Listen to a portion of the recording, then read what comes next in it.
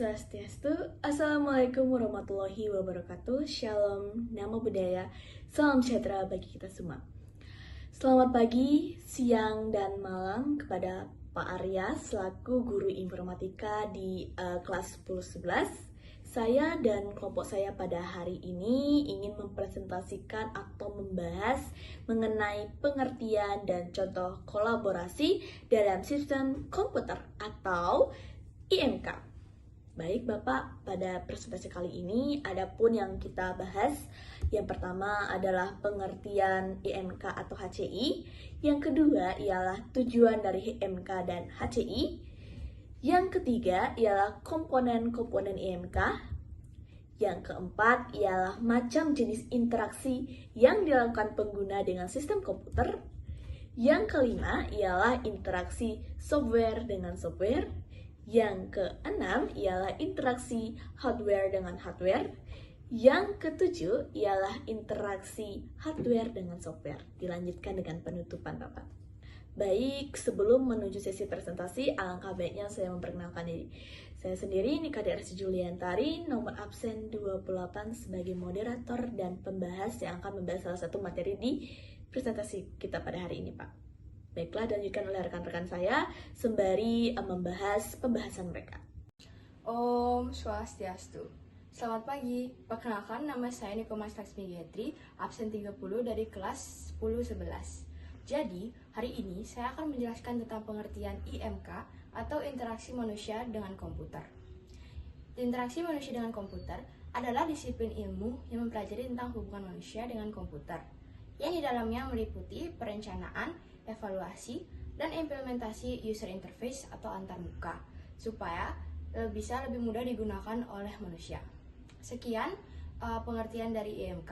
Akan dilanjutkan oleh rekan saya. Terima kasih. Om Swastiastu. Perkenalkan, saya atas nama Putu Gisya Daresta. Saya nomor absen 37 dan saya dari kelas 10-11. Pada kesempatan kali ini, saya akan menjelaskan tujuan dari IMK, di mana IMK itu merupakan interaksi manusia dengan komputer. Tujuan yang pertama, meningkatkan produktivitas dan efektivitas sehingga teknologi dapat membantu pekerjaan sehari-hari. Contohnya seperti kalkulator digital. Kalkulator digital dapat mempermudah perhitungan. Yang kedua, meningkatkan pengalaman pengguna dengan merancang antarmuka dan interaksi yang user-friendly, sehingga pengguna dapat dengan mudah memahami dan menggunakan teknologi tanpa kesulitan. Contohnya, tombol simpan yang mudah ditemukan di aplikasi catatan. Hal ini dapat mempermudah pengguna menyimpan pekerjaan tanpa harus mencari atau merasa bingung. Cukup sekian penjelasan yang dapat saya sampaikan. Penjelasan selanjutnya akan dijelaskan oleh rekan saya. Terima kasih. Om Santi Santi Santi Om. Perkenalkan, nama saya Athena, nomor absen 29. Akan saya lanjutkan dengan penjelasan tentang komponen-komponen IMK, interaksi manusia dan komputer. Yang pertama, manusia. Manusia merupakan pengguna atau user yang memakai komputer. User ini berbeda-beda dan memiliki karakteristik masing-masing, sesuai dengan kebutuhan dan kemampuannya dalam menggunakan komputer. Lalu yang kedua, yaitu komputer. Komputer merupakan peralatan elektronik yang meliputi hardware, perangkat keras, dan software, perangkat lunak. Dan yang terakhir ada interface. Manusia dan komputer berinteraksi lewat masukan dan keluaran melalui antarmuka. Antarmuka pemakai adalah bagian sistem komputer yang memungkinkan manusia berinteraksi dengan komputer. Jadi sekian penjelasan dari komponen-komponen IMK atau interaksi manusia dan komputer. Terima kasih. Perkenalkan, saya Aya, nomor absen 2. Saya akan menjelaskan macam-macam jenis interaksi antara pengguna dengan sistem komputer. Yang pertama, ada antarmuka grafis atau graphical user interface. Pengguna berinteraksi dengan elemen seperti ikon, menu, tombol, dan jendela. Contohnya adalah penggunaan desktop window atau macOS. Yang kedua, antarmuka berbasis perintah atau command line interface. Pengguna mengetikkan perintah teks untuk menjalankan program atau operasi. Contohnya adalah penggunaan terminal di Linux atau command prompt di Windows. Perkenalkan, nama saya Mada Diniari, nomor presiden 20. Di sini saya akan melanjutkan macam jenis interaksi yang dilakukan oleh pengguna dengan sistem komputer. Yang ketiga yaitu interaksi suara atau voice interaction. Pengguna memberikan perintah atau berinteraksi dengan sistem melalui suara. Contohnya adalah pengguna asisten virtual seperti Google Assistant. Yang keempat yaitu interaksi melalui gambar atau video. Pengguna dapat berinteraksi dengan sistem melalui gambar atau video. Biasanya mereka menggunakan kamera. Aplikasi seperti TikTok atau Instagram yang memungkinkan mereka untuk merekam dan mengunggah video. Selanjutnya akan dilanjutkan oleh rekan saya. Oke, perkenalkan nama saya Iputu Rafa Pratama Dika Jaya, nomor absen 13. Di sini saya akan menjelaskan apa sih itu interaksi software dengan software. Yang pertama, interfacing dan bus sistem deskripsi. Banyak perangkat keras berinteraksi melalui bus sistem atau antara komunikasi seperti PCI, USB, dan SATA.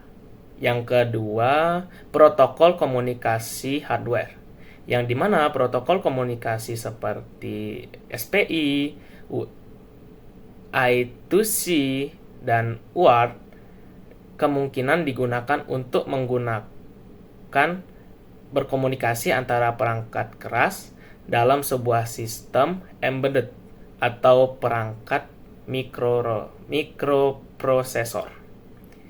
Yang ketiga, peripheral device dan controller deskripsi. Perangkat keras eksternal seperti keyboard, mouse, printer, dan disk drive berkomunikasi dengan unit pengendalian atau controller di komputer atau di perangkat lainnya. Yang keempat, interrupts dan event handling deskripsi, yang dimana hardware berinteraksi dengan cara mengirimkan inputs atau sinyal untuk memberitahu sistem bahwa ada kejadian yang perlu diproses. Oke, terima kasih. Dan materi selanjutnya akan dilanjutkan oleh teman saya. Perkenalkan, nama saya Iputu Bayu Harisnagiri. Saya akan melanjutkan materi interaksi antara hardware dengan hardware. Interaksi antara CPU dan RAM. Berinteraksi dengan RAM untuk membaca dan menulis data, sementara saat menjalankan program CPU mengirimkan pemerintah ke RAM dan RAM memberikan data yang dibutuhkan. Yang kedua, ada interaksi antara CPU dan GPU. GPU seringkali berinteraksi dengan CPU untuk mengelola beban grafis, seperti memproses gambar, video, game. Data dari CPU dikirim ke GPU untuk memproses yang lebih cepat. Yang ketiga, interaksi antara hard drive atau SSD dan RAM. Data yang disimpan dalam strong seperti HDD atau SSD lebih cepat dari GPU memproses. Ini terjadi melalui data bus. Baiklah Pak, saya akan membahas tentang interaksi antara software dengan hardware, yang dimana kolaborasi dalam sistem komputer adalah kerjasama antara perangkat keras seperti hardware dan perangkat lunak software. Yang dimana contohnya yang pertama ialah contoh kolaborasi dalam sistem komputer adalah ketika menginstal program aplikasi pengajian di komputer kantor, lalu mengolah datanya dengan pengolahan lembar kerja. Yang kedua, papan induk komputer menghubungkan dan mengintegrasi berbagai komponen perangkat keras komputer sehingga memungkinkan interaksi dan kerjasama antara hardware dengan software. Yang ketiga, Bapak, contoh interaksi hardware dengan software adalah ketika mencolokkan perangkat keras seperti mouse, hard disk ke komputer. Baik Pak, itulah contoh interaksi dari hardware dengan software. Ada 3 contoh yang saya sampaikan. Baik, sekian presentasi dari kelompok kami Bapak. Selaku kami membawakan materi pengertian dan contoh kolaborasi dalam sistem komputer atau yang bisa kita sebut dengan IMK, di mana tadi rekan-rekan saya dan saya menjelaskan pengertian, tujuan, komponen, dan interaksi dari IMK ini. Baik Pak, saya tutup presentasi ini. Mohon maaf jikalau kami ada salah kata dalam penyampaian materi atau pembahasan. Kami mohon saran, kritik, dan pertanyaan dari Pak Guru dan teman-teman yang menonton. Mohon maaf jikalau dalam penyampaian kami ada salah materi ataupun salah kata. Kami mohon maaf sebesar-besarnya. Baiklah, hanya itu saja yang dapat saya sampaikan selaku moderator dalam kelompok ini. Saya tutup presentasi ini dengan Parama Santi. Om Santi Santi Santi Om. Wassalamualaikum warahmatullahi wabarakatuh. Shalom, nama budaya, salam sejahtera bagi kita semua. Selamat malam kepada teman-teman dan Pak Guru.